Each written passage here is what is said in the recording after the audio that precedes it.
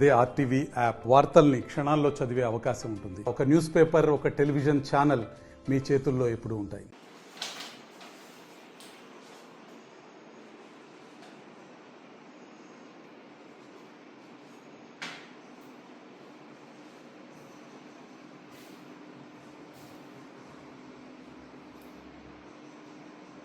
ఈరోజు నిల్వాయికి చెందిన కటారి పృథ్వీ, ఇతని వయసు 20 సంవత్సరాలు.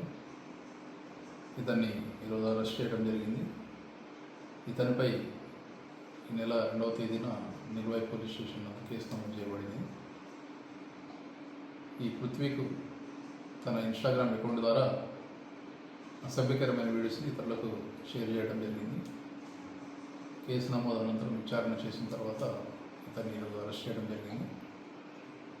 ఇట్లా అసభ్యకరమైన వీడియోస్ కానీ, మెసేజెస్ కానీ సోషల్ మీడియా ద్వారా ఇతరులకు షేర్ చేయటం, మరియు ఇతరులకు మనోభావాలకు భంగం కలిగే విధంగా ఎవరైనా మెసేజ్లు కానీ, వీడియోస్ కానీ పెట్టడం చట్టరీత్యా నేరం.